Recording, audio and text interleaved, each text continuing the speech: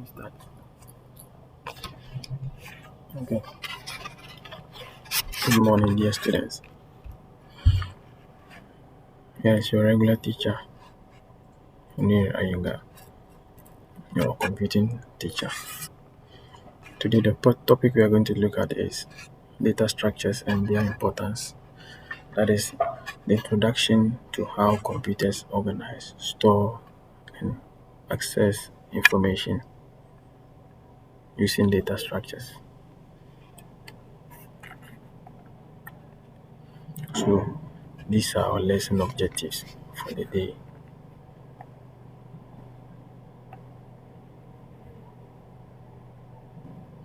By the end of the lesson,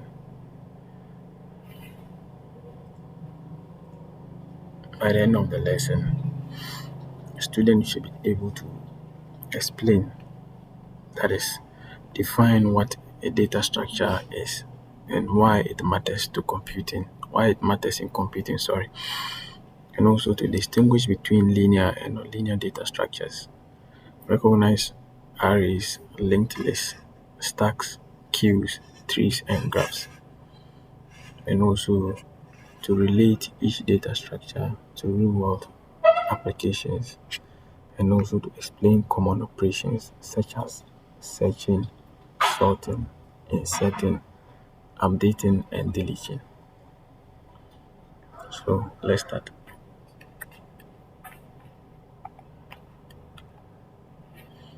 Okay, what is a data structure? One may ask.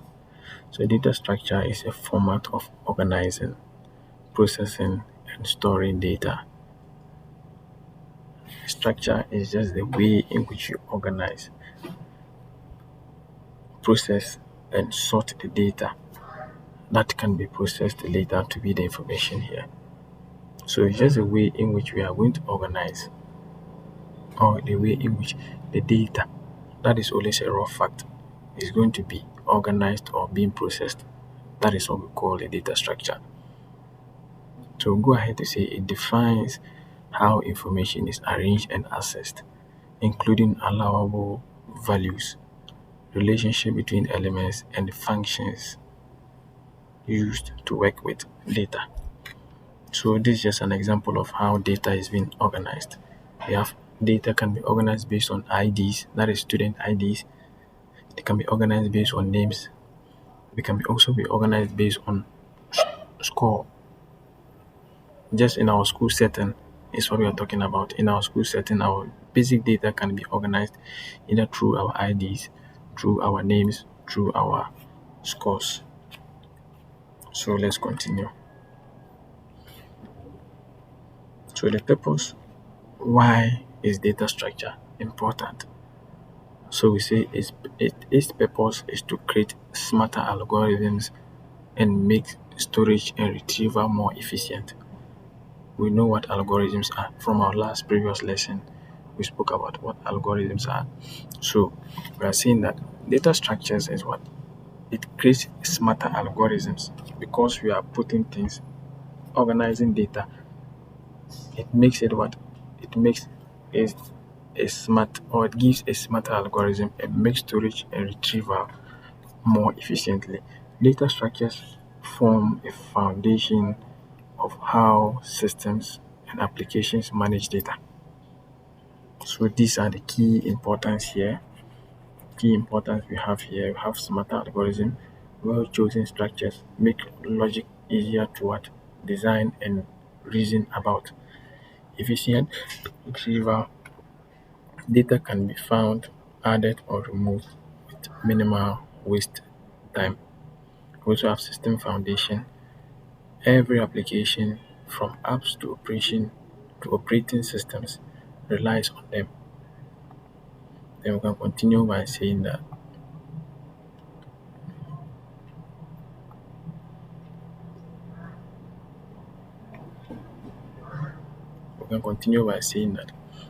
the concepts of what data types, that is one key function or one key aspect we are looking at in terms of data structures. What is a data type? Now we say a data type tells a computer system how to interpret a value.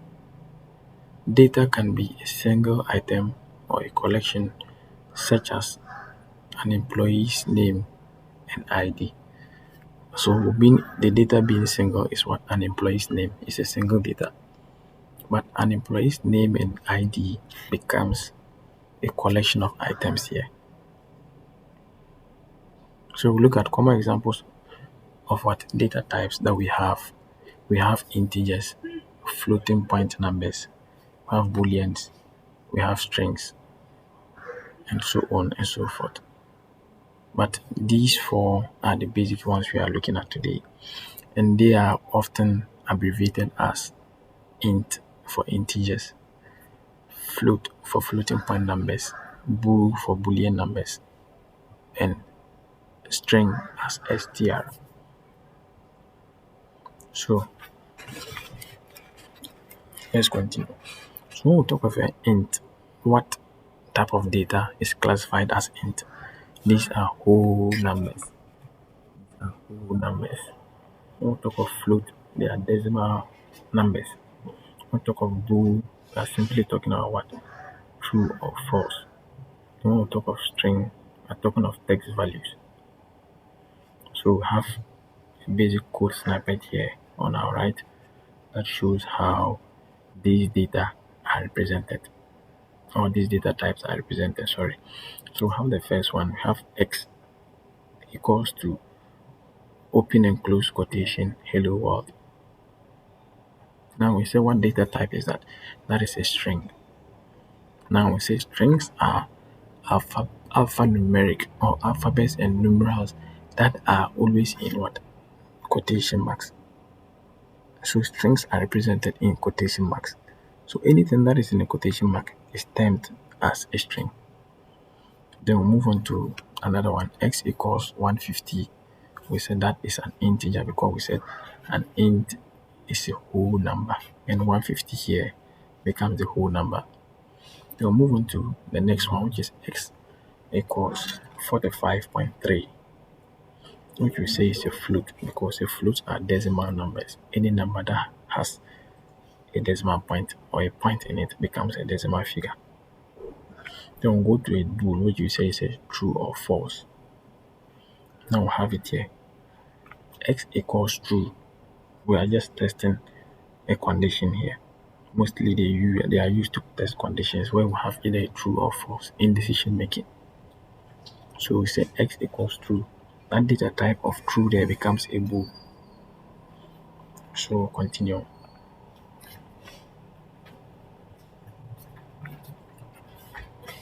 So continue to variables. Now we know what our data types are. We'll move on to what? Variables. That's another concept or foundations. So we said a variable is a named memory location that stores a value of a specific data type. We looked at data type from the previous slide. Now we say what? A variable is just a storage location, a memory location on our computer memory that stores the value of a specific data type. So now we have this data type here. Example, int x equals to 150. So the variable now becomes the x. That is a memory that stores the int, which is a data type of value 150 in it. Hope you are following me. Okay, then we'll move on to another one which says x equals hello world. The value of the variable x, which is storing the data type string of the value hello world. I don't know if you get it. So x here becomes the variable, hello world becomes the value, and data type becomes string. Likewise, x becomes a variable because that is what is storing the the the value 150, and the data type of the 150 is what? An int. I don't know if you are getting me. Okay, so let's continue. So we said a variable is a named memory location that stores a value of a specific data type.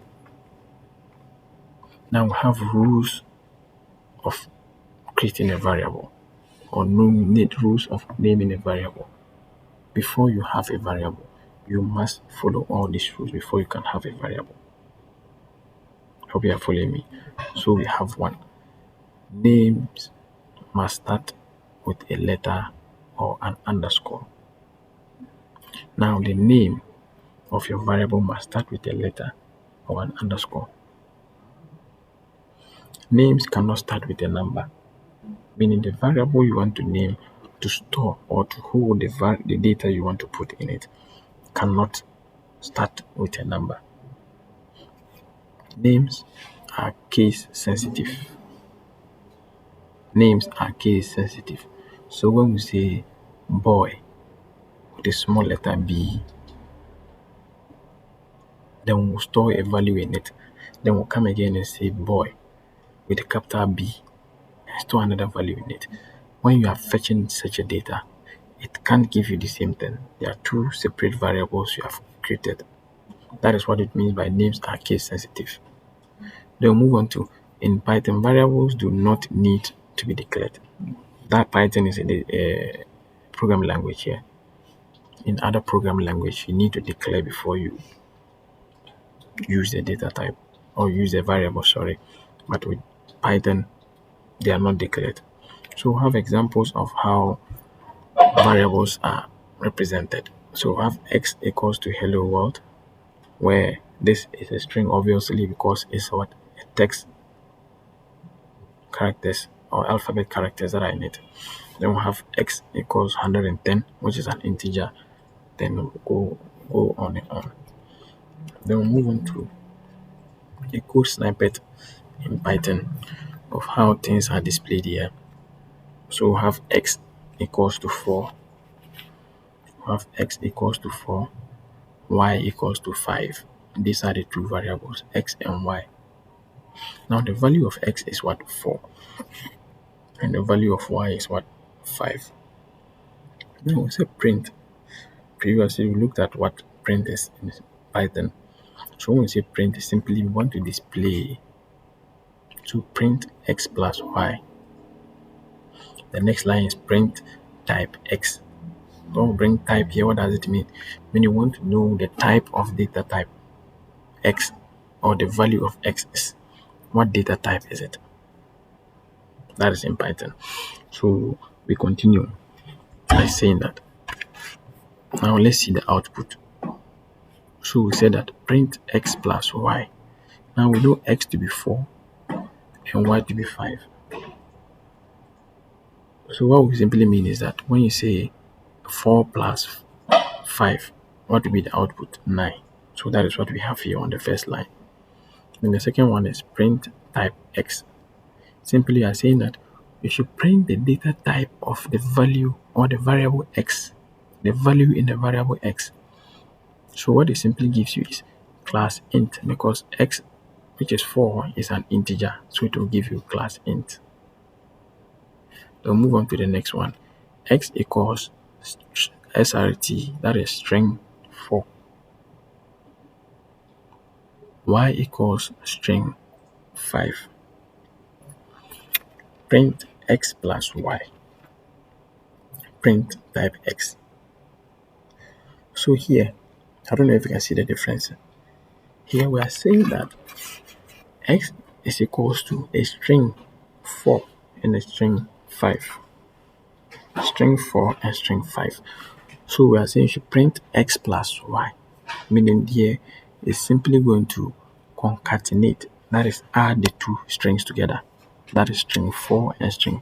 The moment we bring a data type attached to it, meaning we are saying that we are no more using or seeing this as an integer as we've seen on top there. At this point, it becomes what? It becomes a string literal. It becomes a string literal. So when it becomes a string literal, it's no more a number. That is why we are getting 45 here, because we have concatenated 4 and 5. But we have not added them based on mathematical operations. That is why we have this. So we'll continue by saying z is equals to 34.86. Print z. So you simply print 34.86, then type z to give us what? A float. Because floats are what? Integers. Sorry for that. Floats are decimal numbers. Then print int z and z. Integer means whole numbers. So to give you the whole number of this, it will simply cut out this. It will simply cut out 0.86 and give us only the whole number out of the decimal. That is why we have 34 as the output here. How we are following. So let's continue. Now we look at concept of data structure. Data structures organize and store collection of data for efficient access and modification. So examples of data structures we have are arrays, linked lists, stacks, queues, trees, and graphs, and so many more. Each of them are used based on a specific problem.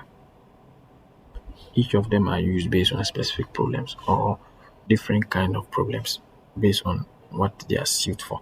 So this is just a pictorial display of what it is. So why do we learn data structures? One may ask, why are we supposed to learn data structures? So look at it as why you learn data structures. One, organize and store. Organize and store. Data structures help us to organize and store data effectively. And go to essential skills. Learning data structures is necessary to become a programmer. To become a programmer, you need to understand how data are stored and how data works. Then three, fast performance. They make storage and retrieval fast and improve performance. And four, save time.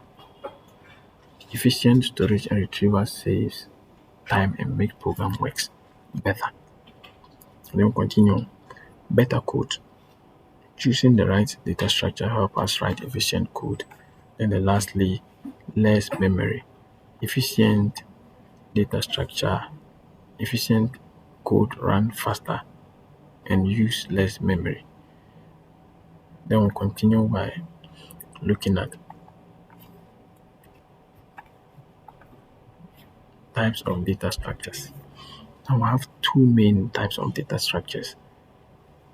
That is the linear data structure and the nonlinear data structure. As you can see here, we have the linear and the nonlinear. Then we have few examples under the linear and then some few examples under the nonlinear. Can we continue? So let's look at linear data structures. Linear data structures preserve a sequential connection. When we say linear, it's in a straight line. So we say linear data structures preserve a sequential connection among elements. Each item follows directly from one before it. What we simply mean is that with the linear data structure, all of them operate as one which follows the next. They don't come before the other. They follow next in sequential order. That is how linear data structures are. So we'll continue. These are examples of linear data structure. As we looked earlier, we have arrays, linked list. So we have an array, stacks, linked list, and what queues. These are examples of linear data structures. So we'll continue. What then is an array? What then is an array? So arrays are data arranged in a straight line with fixed size. Used for example, in real life we use arrays for storing what? Student marks. So what we simply mean is that, as you can see on the diagram here, these are arrays. They are linear. This comes before this, and this comes before this, and this comes before this, and this comes before this, and this comes before that. You see that? Now, we're saying that they are linear, that is in a straight line, and have fixed size, meaning the size of this is equal to this, and this is equal to any of them here. When arrays, you have something called indexing. So for you to be able to fetch any of these data, you need to use their indexes. You need to use what we call the array indexes. So the index of the data in this first array, which is 2, is 0. So for you to be able to fetch the data here, you need to use the index 0 to be able to fetch that data. Likewise, if you need the data 15, which is in the second but last array, you need to use the index of 4. And arrays start with the index 0 up to the last array. So we have 0, 1, 2, 3, 4, 5. You see that? So let's continue. We move to linked list, which is also another linear data structure. We said what?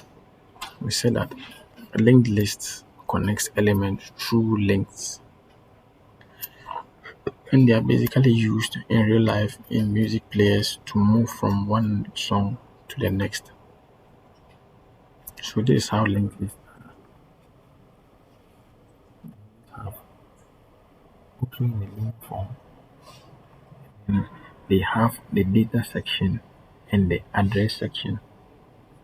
And the address is simply taking the address of the next data in line will be here.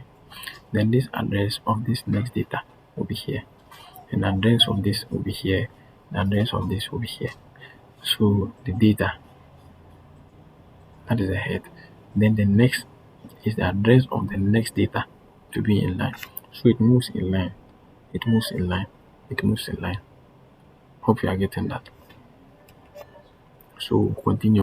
The last in, first out. That is a LIFO order or principle using push and pop operations. So the stack, which is also a linear data structure, it follows the last in, first out operation or principle.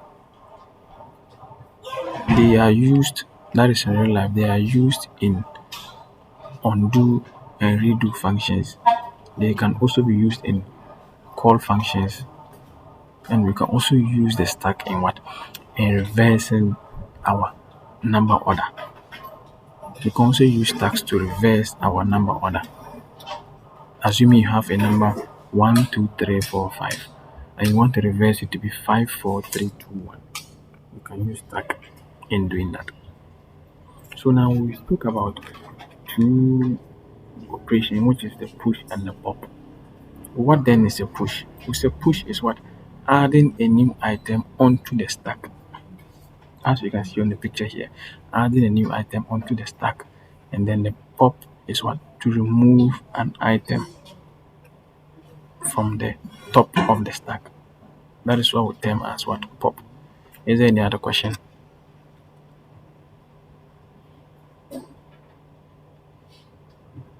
Yes, please.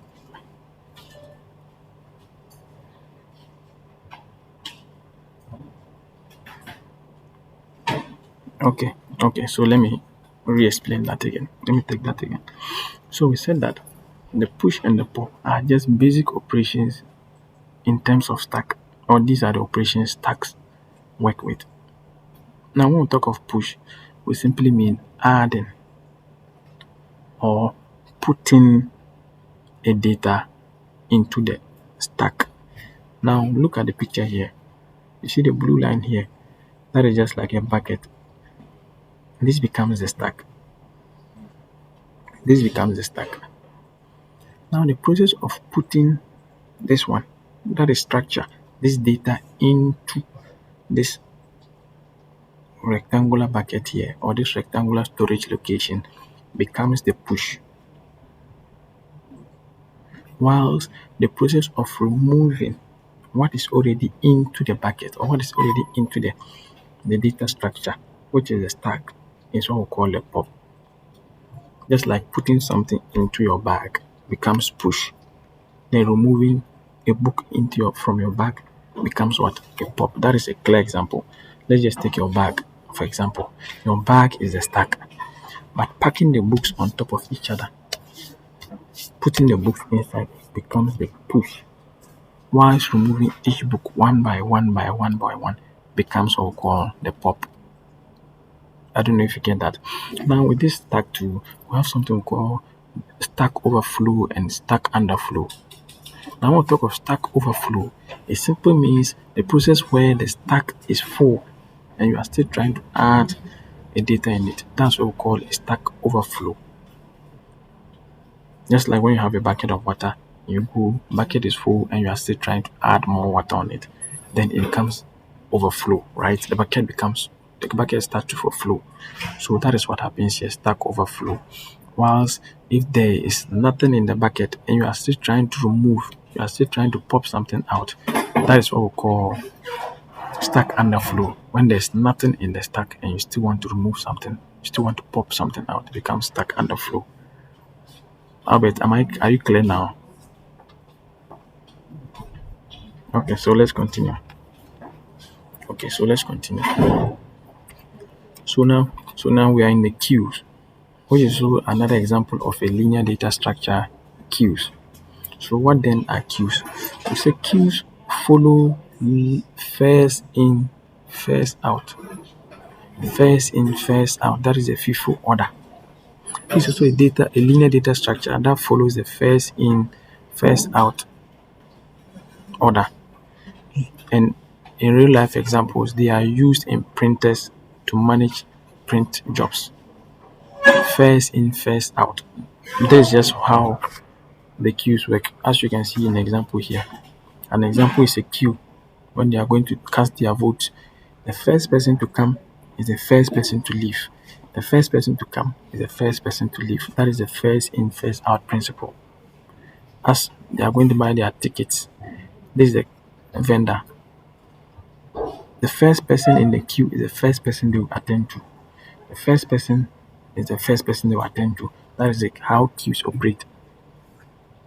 Is it clear or there's any question to be asked here?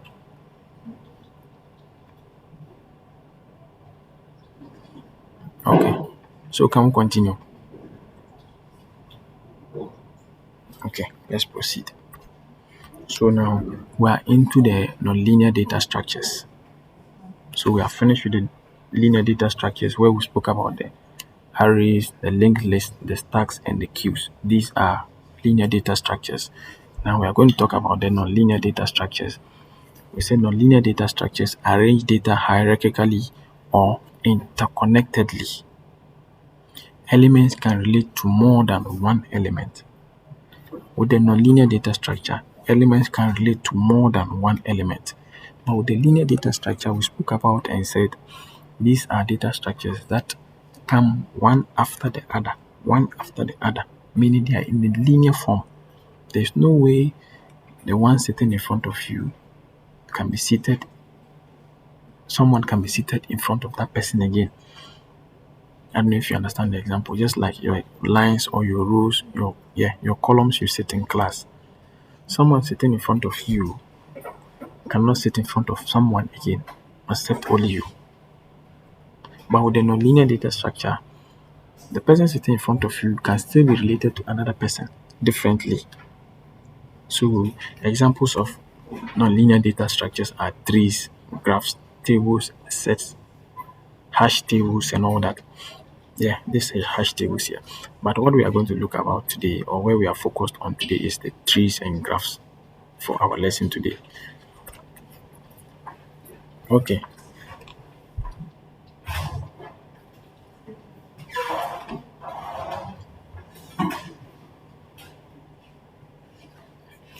Okay. So we are back here. Okay. Okay. Okay. So the stack and the queues, though they are all nonlinear data structures. That is one similarity. They are both nonlinear data structures. But the difference between the stack and the queue is just that with the stack, they operate on this principle: last in, first out. The last item to be added into the stack. Now with the stack, a clear example is just the way you submit your books for marking, exercise books for marking. You see that when you place your book, then I come and place mine. Between these two books, Which of them do you think the cell will take first to mark? Is it not this one, which is the last one that was added, right? So that is how stacks operate. Last in, first out. This first to be in into the on top of the table. Then this is the second one. So this second one to be placed on the table becomes the last one to be added, right? And that is the first one to be removed. So that is why we say stacks operate under the principle last in, first out. Last in, first out. Whilst with the queues operate with the principle what? First in, first out. The first item to be in the queue or to join the queue is the first item to leave. The first item to join the queue is the first item to leave. Just as you can see in the picture here. He is the first person in the queue. So there's no way this person back here, who is the last person, will be the first person to leave. This person becomes the first person to join the queue. So he becomes the first person to leave. Likewise, we have an example here too. The one in the blue, the man in the blue shirt becomes the first person in the queue. There's no way the one behind here will leave first. Definitely, this have to leave first. So this becomes a queue. But the moment they have all joined the queue, but this person is the last person, but he is the first person to leave, then this is no more a queue. It has defied the principle of a queue and is now a what? A stack. I don't know if you get that. So this is what a queue is. I don't know if my explanation is okay for you. Okay, that's good. So let's continue. So let's look at a tree as an example of a nonlinear data structure. So we say trees use parent and child nodes. Basically, this is how trees work. They use parent and child nodes, and they are what? They are applied in live file systems to organize folders. Like our file systems, where we have the folder, we have the parent folder or the root folder. Then we have another root folder. We have another folder inside the main folder, which becomes the root folder. Then we have a file inside it. When you are going to trace the file, you enter the first folder, which is the root folder. Inside the folder, we open to get another subfolder in it before we get our file. So that is how this works. So we have the root, which is 38. That is becomes the root. Then this 13 and 51 become the subfolders in it. Then inside 13, we have another two subfolders in it. Then inside 10, we have another folder or a file in it. So this is just how trees work. I don't know if you get that. So let's continue. Then we'll go into graphs. Graph use nodes and edges applied in social network and navigation apps. Just like networking. Just like in networking, we have the router, then we have other computers connecting to the router to form either a ring or any other star topology or any other type of topology. They deal in graph. We have a node and we have edges that are connected to the node. I don't know if you get that. So let's continue. Now we are looking at differences between or a comparison between the linear and the nonlinear data structures. So now we have linear data structures and we have nonlinear data structures. So say linear data structures, every item is related to its previous and next item. As you saw earlier in the stack and the queue and the linked list, you saw that every item next is related to the previous, or every item previous is related to the next.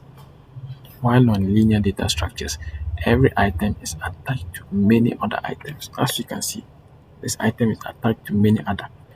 As you can see, this item is attached to other many. Okay, now we go to data is arranged in linear sequence. Data is in a linear form. It's in a linear sequence. Whilst here we say data is not arranged in a sequence. Can you tell me the sequence in which the data is arranged? There's no sequence. Can you tell me either? There's no sequence. So that is what we mean by data is arranged in a linear sequence and order. Then we'll go to the next one. Data items can be traversed in a single run. When we talk of traverse, I will simply mean the way is a method or an algorithm of searching of an item. It's an algorithm of searching in an item, searching an item in data structures.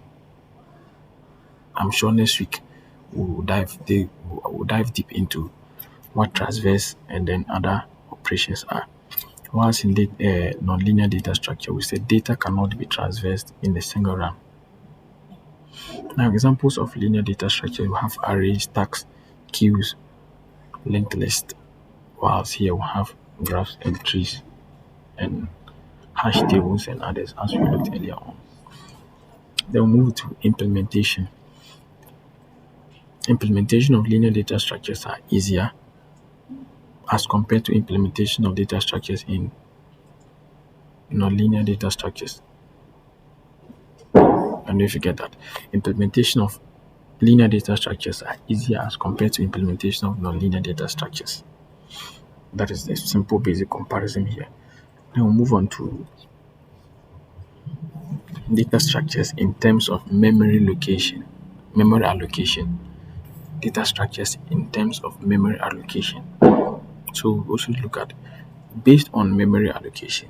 Data structures can also be classified in two types. Based on memory allocation, data structures can be classified in what? Two types. The first one is what? Static. And the second one is dynamic. Static and dynamic. So we start with the static. When we say static, what does it mean?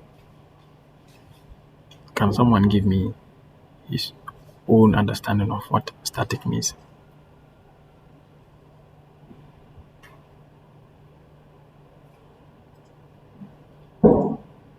Yes.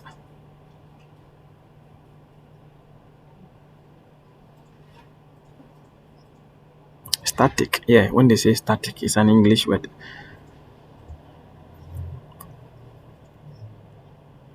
Okay. Okay, that's okay. Okay. So as we can see here, as he rightly said, something that is not changeable.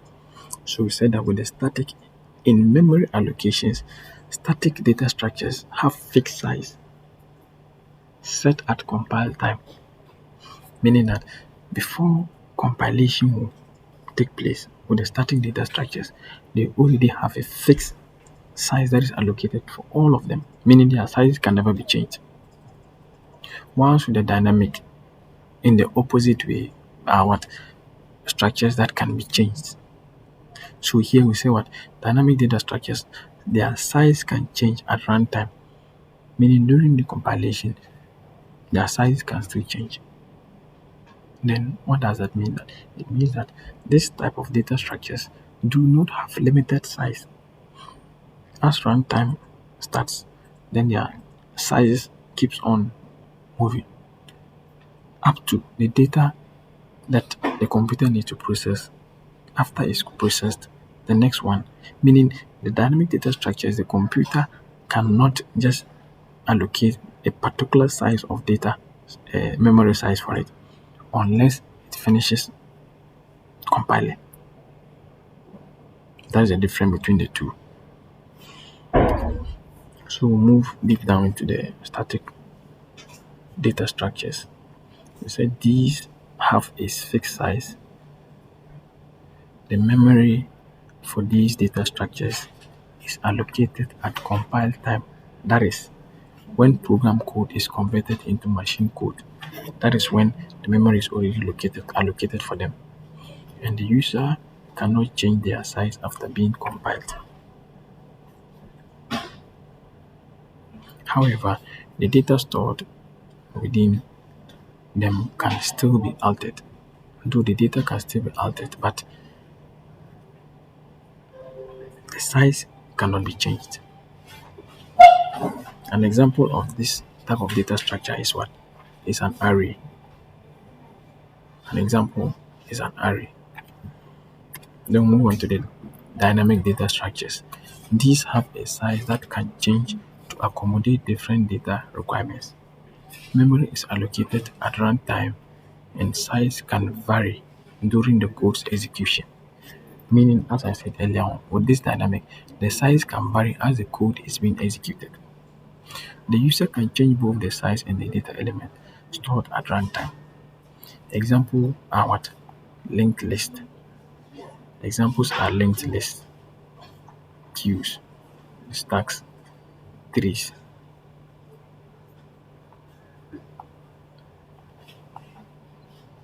Okay, so let's continue. Now, common data structure operations. Common operations we have in data structures. One, we have what we call searching in data structure. The common operations we are likely to come across, we have searching. When we say searching, what does it mean? Looking for an element in a data structure. That is searching. When we talk of sorting, putting elements in ascending or descending order. When we talk of insertion, yes, someone should read what you can see as insertion. When we say insertion, or how do you understand the word insertion?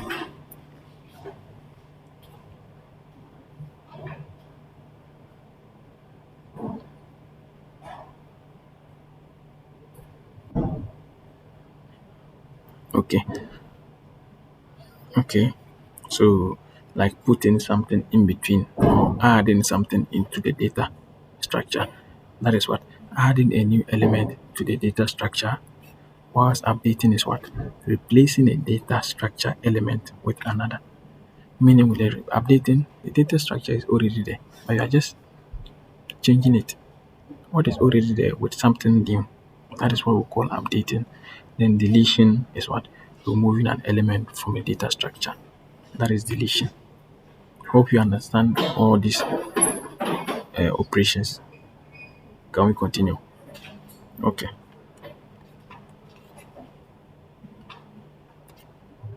Okay. So these are just few links that you can use to visit and watch some videos for yourselves. You see that?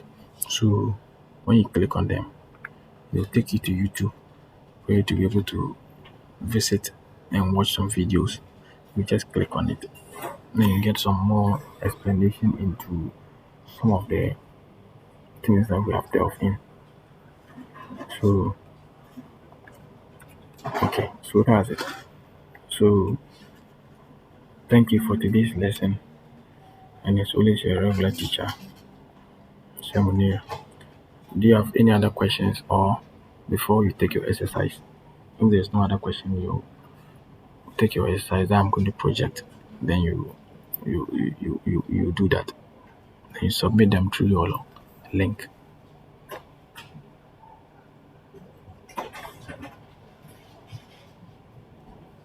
Okay, so from the comment section you see the link of your assignment there, then you do it and submit them. The deadline for them will be tomorrow morning. So do well to submit them there. Thank you and have a nice day. Thanks having you. It was nice having you here. Bye. Bye.